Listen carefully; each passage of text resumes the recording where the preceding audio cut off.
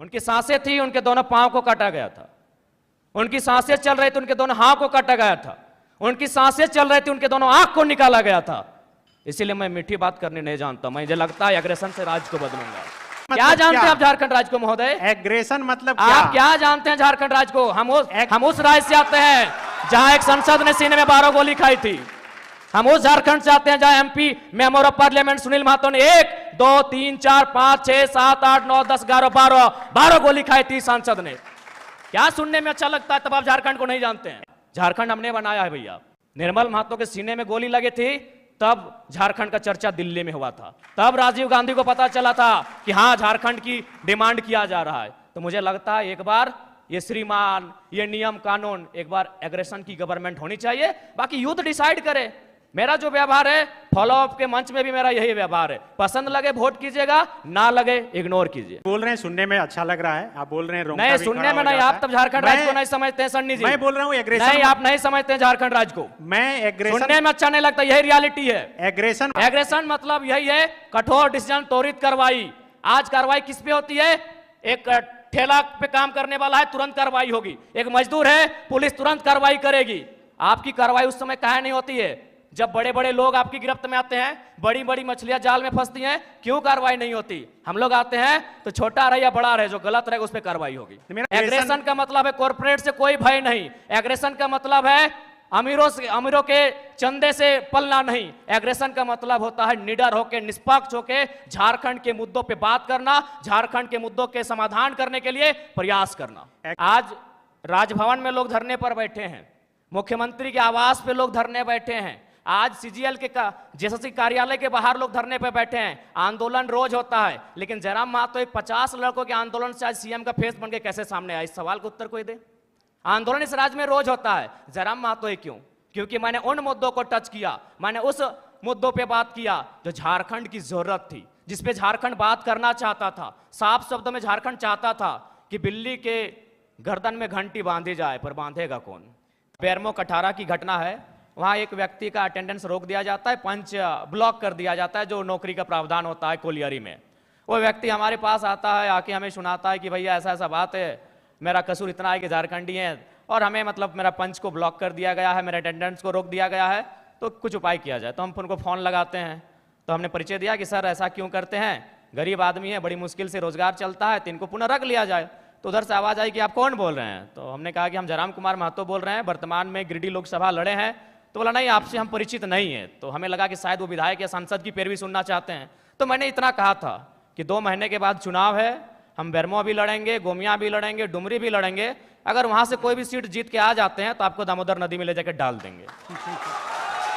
विश्वास कीजिए, विश्वास कीजिए, वो व्यक्ति का भी नाम बता देंगे, ऐसा नहीं हम झूठ बोल रहे हैं। 10 सेकंड में उनका आवाज बदला कि जयराम बाबू बोलिए क्या बात है। अगर मेरे इस व्यवहार से उसका नौकरी बच जाता है तो मुझे अपने इस व्यवहार से कोई कंप्रोमाइज नहीं करना है। 24 साल आपने चला लिया श्रीमान करके, 24 साल आपने चला लिया नियम कानून की बात करके। हमें लगता है कि एक एग्रेसिव गवर्नमेंट आनी चाहिए और मेरा यही एग्रेशन मुझ में रहेगा।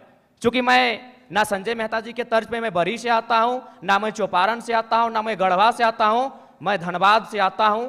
मैं एक घटना सुनाता हूं सुरेश महतो की, और विधायक मैडम बैठी हैं, हालांकि उस समय वो बहुत किस्सा पुराना है।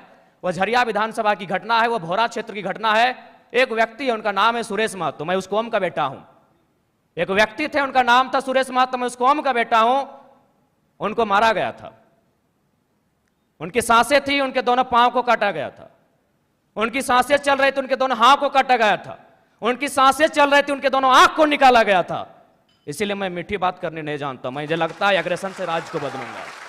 वे ऐसे लोग हैं जिनको लगता है कि इस दुनिया में मौत नाम की कोई चीज़ नहीं होती है, जिनको लगता है कि शायद वो सारा धन एकत्रित करके स्वर्ग जा सकते हैं, वहाँ सुख भोग सकते हैं। बिल्कुल ये बहुत गंभीर समस्या है और मुझे लगता है कि इसमें सरकार के लोग शामिल होंगे, विपक्ष के लोग शामिल होंगे। ये कोई नई बात नहीं है। अगर आदरणीय शिल्पी जी कह रही हैं कि अगर वो जनता जानती है, तो जनता को मालूम है कि किस प्रकार से जेपीएससी की परीक्षा होती है। उनमें जब रिजल्ट आता है तो विधायक जी के रिश्तेदार होते हैं। इसमें 24 वर्षों से जिन लोगों ने राज्य की सत्ता को संभाला है, 24 वर्षों से जिन लोगों ने इस राज्य की सरकार को चलाया है, पक्ष बन के विपक्ष बन के, सबका उसमें हिस्सेदारी होता है। तो इसलिए जिस दिन वो इस बात को मानेंगे कि हमें एक समानतापूर्वक जीवन जीना है, हम लोग वास्तव में इंसान मनुष्य तभी हैं जब दूसरे की दर्द, दूसरे की तकलीफ और पीड़ा को देखकर हम भी पीड़ित होते हैं, तब शायद ये माहौल बदले। लेकिन फिलहाल ऐसे परिवेश में ये बुद्ध का देश भले है, लेकिन आज बुद्ध के विचार बिल्कुल विलुप्त हो चुके हैं। मुझे नहीं लगता है कि कोई शांति प्रिय तरीके से इस प्रकार के रास्तों से हटेगा। मैं बनावटी इंसान नहीं हूं। उस मीटिंग में 52 मिनट डिस्कशन हुआ था, मैंने 52 मिनट के बाद मुंह खोला था, और ये तो मीडिया चल रही थी और कैमरा में कैच हो रहा था, इसीलिए मैंने बोतल को टेबल में पटका। मां कसम हम किसी के मुंह में पटकते, आपके पांव तले जमीन खिसक जाएगी। जब आपने छेड़ा है तो सुन लीजिए। यही विनोद बिहारी विश्वविद्यालय में एक कंपनी, एक एजेंसी ने टेंडर लिया है, मजदूरों को ज्वाइनिंग लेटर के साथ साथ रिजिग्नेशन लेटर पे साइन करा गया। इस भारत में कहां होता है यार? मैं आक्रामकता की बातें करता हूं, कारण कौन है? रिजिग्नेशन लेटर में साइन कराया गया है, कौन देगा उत्तर? भारत देश में 4 स्तंभ है कहने को, न्यायपालिका, कार्यपालिका, विधायिका, पत्रकारिता। कौन रिस्पॉन्सिबल है कि ज्वाइनिंग, ताजुब की बात है, ज्वाइनिंग लेटर भी मिला है और उनको साइन भी करा लिया है। क्या बोलते हैं आप? रिजिग्नेशन लेटर, रिजाइन लेटर में भी साइन करवाया गया है। और एक घटना गोमिया की, जब मेरा सभा था बेरमो में, वो लड़का आया, उसने कहा कि जो एजेंसी है उनको पेमेंट देना होता है 20,000, लेकिन मेरा शर्त है उनका कि 20,000 आपके अकाउंट में देंगे, आपको 8,000 रिटर्न करना होगा, नहीं तो नौकरी से निकाल देंगे। उसके बाद भी अगर आपका खून नहीं खोलता है तो आप बनावटी लोग हैं, असल लोग नहीं है। अगर आप चाहते हैं मेरे अंदर की आक्रामकता कम हो, आप चाहते हैं मेरे अंदर की उग्र भावना कम हो, तो आज प्रबुद्ध लोग बैठे हैं। आज माननीय मंत्री दीदी बैठी हैं, आज माननीय मंत्री महोदय बैठे हैं, मंत्री 3 मंत्री बैठे हैं, आज प्रदेश अध्यक्ष महोदय बैठे, सांसद महोदय बैठे हैं, झारखंड मुक्ति मोर्चा के फिलहाल पालनहार हैं बैठे, आज विधायक मैडम बैठी हैं, यहां भी एक विधायक बैठे हैं, यहां भी एक विधायक बैठे हैं। ये लोग तय करें कि इस प्रकार का जुल्म, शोषण, अत्याचार एक आम व्यक्ति पे, यानी जो लोग हाशिए पर हैं, जो लोग निम्न स्तर पे हैं, उनके साथ अन्याय नहीं होगा। जयराम महतो प्रेम की कविताएं लिखेगा, इनकलाब की बातें नहीं करेगा। जयराम जी, कि अगर एक व्यक्ति पे कार्रवाई होती है और उस कार्रवाई से अगर हजारों स्टूडेंट को एक उम्मीद मिलती है, अगर एक व्यक्ति पे कार्रवाई होती है और हजारों किसानों की खुशहाली आती है, तो मुझे लगता है उस व्यक्ति पे कार्रवाई होनी चाहिए। और मैं अपना एक अनुभव बताना चाहूँगा, हालांकि ऐसे मंचों पे जहाँ एकेडमिक लोग आके सुन रहे हैं, इंटेलेक्चुअल लोग आके सुन रहे हैं, नहीं बोलना चाहिए, लेकिन मुझे मेरा जो कैरेक्टर है वो सबके सामने मैं आपको बताना चाहूँगा। ये बेरमो कठारा की घटना है। वहाँ एक व्यक्ति का अटेंडेंस रोक दिया जाता है, पंच ब्लॉक कर दिया जाता है, जो नौकरी का प्रावधान होता है कोलियरी में। वो व्यक्ति हमारे पास आता है, आके हमें सुनाता है कि भैया ऐसा ऐसा बात है, मेरा कसूर इतना है कि झारखंडी है और हमें मतलब मेरा पंच को ब्लॉक कर दिया गया है, मेरे अटेंडेंस को रोक दिया गया है, तो कुछ उपाय किया जाए। तो हम उनको फ़ोन लगाते हैं, तो हमने परिचय दिया कि सर ऐसा क्यों करते हैं, गरीब आदमी है, बड़ी मुश्किल से रोजगार चलता है, तो इनको पुनः रख लिया जाए। तो उधर से आवाज़ आई कि आप कौन बोल रहे हैं? तो हमने कहा कि हम जयराम कुमार महतो बोल रहे हैं, वर्तमान में गिरिडीह लोकसभा लड़े हैं। तो बोला नहीं, आपसे हम परिचित नहीं है। तो हमें लगा कि शायद वो विधायक या सांसद की पैरवी सुनना चाहते हैं। तो मैंने इतना कहा था कि 2 महीने के बाद चुनाव है, हम बेरमो भी लड़ेंगे, गोमिया भी लड़ेंगे, डुमरी भी लड़ेंगे, अगर वहां से कोई भी सीट जीत के आ जाते हैं तो आपको दामोदर नदी में ले जाकर डाल देंगे। विश्वास कीजिए, विश्वास कीजिए, वो व्यक्ति का भी नाम बता देंगे, ऐसा नहीं हम झूठ बोल रहे हैं। 10 सेकंड में उनका आवाज बदला कि जयराम बाबू बोलिए क्या बात है। अगर मेरे इस व्यवहार से उसका नौकरी बच जाता है तो मुझे अपने इस व्यवहार से कोई कंप्रोमाइज नहीं करना है। अलग राज्य की लड़ाई जिन मुद्दों के साथ लड़ी गई थी वही मेरे मुद्दे होंगे। झारखंड अलग राज्य की लड़ाई में जो सोच के साथ इस राज्य को अलग किया गया था कि जब ये राज्य अलग होगा तो यहाँ के युवाओं के पास क्या अधिकार होगा, जब ये राज्य अलग होगा तो यहाँ के किसानों के पास क्या स्वतंत्रता होगी, मेरे मुद्दे वही होंगे।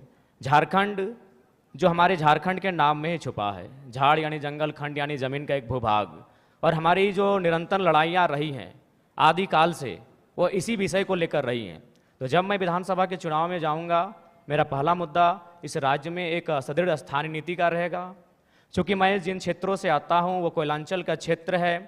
आज भी मैं जब कोयलांचल से होकर आया तो लोगों ने अपनी समस्याओं को लगभग 15-20 आवेदन मेरे पास पड़े।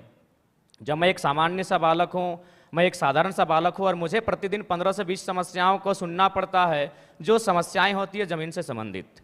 इसलिए मेरा मानना है कि ज़मीन संबंधित जो कानून जो आज हमारे राज्य में हैं भी, CNT, SPT, लेकिन जो लोग सरकार में बैठे हैं उनके मैनिफेस्टो में शामिल होने के बाद भी प्रभावी रूप से लागू ना हो पाना, प्रभावी रूप से उन विषयों पर चर्चा नहीं कर पाना, उनको संरक्षण ना दे पाना एक बहुत ही गंभीर विषय है। और मेरा मानना यही है, जो कि मैं किसान वर्ग से भी संबंध रखता हूँ, एक किसान का बेटा हूँ, तो मेरे हिसाब से जो ज़मीन संबंधित मुद्दे हैं वो मेरे प्राथमिक मुद्दे होंगे। उसके बाद आज छात्रों की समस्या देख सकते हैं। आज सीजीएल के छात्र, जैसे सीजीएल के छात्र आज धरने पर बैठे हैं। विगत जो पहला एग्ज़ाम हुआ था उस एग्ज़ाम में धांधली हुई, इस एग्ज़ाम में धांधली का मामला सामने आ रहा है। तो निश्चय एक बेहतर नियोजन नीति हो और इस तरीके से एग्ज़ाम को लिया जाए कि धांधली ना हो, गड़बड़ी ना हो, और महत्वपूर्ण सबसे कि अन्य राज्य से लोग जो हमारी हकमारी कर रहे हैं वो कम से कम रुके। उसके लिए मेरे पास मेरी योजना होगी कि हम लोग प्रखंड स्तरीय भाषा के आधार पर एग्ज़ाम लेंगे, क्योंकि भारतीय संविधान आर्टिकल 1516 इस बात का उल्लेख करता है कि हम जात के आधार पर भेदभाव नहीं कर सकते हैं, हम धर्म के आधार पर भेदभाव नहीं कर सकते हैं, हम उद्गम स्थान के आधार पर भेदभाव नहीं कर सकते, हम लिंग के आधार पर भेदभाव नहीं कर सकते हैं, लेकिन भाषा का कहीं जिक्र नहीं है। तो मेरा मानना है कि सरकार को इस विषय पर सोचना चाहिए। हम लोग अगर सरकार में आते तो इस विषय पे सोचेंगे कि जो प्रतियोगिता की परीक्षाएं होंगी वो हमारी भाषाओं में होंगी। फॉर एग्जाम्पल, जैसे मान के चलिए कोई हिंदी का पेपर आता है परीक्षा में, उसमें एक सवाल आता है कि आंख का तारा, इसका मतलब क्या होता है, आग बबूला होना, इसका मतलब क्या होता है। तो झारखंड के अभ्यर्थी के साथ साथ इस सवाल का उत्तर बिहार के अभ्यर्थी को भी मालूम है, इस सवाल का उत्तर उत्तर प्रदेश, मध्य प्रदेश, राजस्थान के अभ्यर्थी को भी मालूम है। लेकिन अगर हम अपनी भाषा को प्रमोट करेंगे, अपनी कल्चर को अगर प्रमोट करेंगे प्रतियोगिता परीक्षाओं में, और वहाँ सवाल ये रहेगा, मान के चलिए मैं धनबाद के तोपचांची ब्लॉक से आता हूँ और वहाँ एक मुहावरा चलता है, पखड़ तर हाथ करे करे झाँक, ना ये राजस्थान को समझ में आएगी ना ये उत्तर प्रदेश को समझ में आएगी। इससे क्या होगा कि नियम भी बना रहेगा और हमारी जो नौकरियों में हकमारी हो रही है वो भी सुरक्षित रहेगी। के द्वारा जो एविडेंस साक्ष्य प्रस्तुत किए जा रहे हैं, तो प्रथम दृष्टि से तो यह स्पष्ट हो रहा है कि इस बार भी जो सीजीएल का पेपर है उसमें कहीं ना कहीं गड़बड़ी हुई है, धांधली हुई है। और मुझे लगता है कि पिछली बार जो पेपर गड़बड़ी हुआ था, अगर उसका जो लोग दोषी हैं, अगर वे दोषी लोग पकड़े जाते हैं, अगर उन पर कार्रवाई होती, तो शायद इस बार उनका मनोबल इतना ऊंचा नहीं होता। लेकिन चूंकि आपने एसआईटी का गठन किया, आपने समय मांगा, आपको समय मिला, उसके बाद भी ये तय नहीं हो पाया है कि पिछली बार जो पेपर गड़बड़ी हुई थी, जो 28 जनवरी 2024 को जब इसका एग्ज़ाम हुआ था, तो मेरा मानना है कि कहीं ना कहीं आपका कठोर निर्णय ना ले पाना गवर्नमेंट का, आपका क्विक डिसीजन ना ले पाना उन लोगों का मनोबल को बढ़ा रहा है। हमने कोल माफिया सुना था, हमने लैंड माफिया सुना था, अब यहाँ पेपर माफिया जैसे मामले सामने आ रहे हैं। तो इससे आप इनकार नहीं कर सकते हैं, इस पर आप मौन नहीं रह सकते हैं, ये तो आपको तय करना होगा, इस बात को आपको मानना होगा। क्योंकि पिछली बार हमारे ही 15 साथियों पर एफआईआर हुआ था, आज भी उस मुकदमे के कारण हमारे प्रत्याशी रांची के हमारे आदरणीय देवेंद्र जी जेल गए, उसी मुकदमे के कारण गए थे। तो जाहिर सी बात है वो हाईलाइट तभी हुआ जब हम लोगों ने प्रोटेस्ट किया। उस प्रोटेस्ट के परिणाम स्वरूप उस समय मुख्यमंत्री माननीय चंपई सोरेन जी थे, एसआईटी का गठन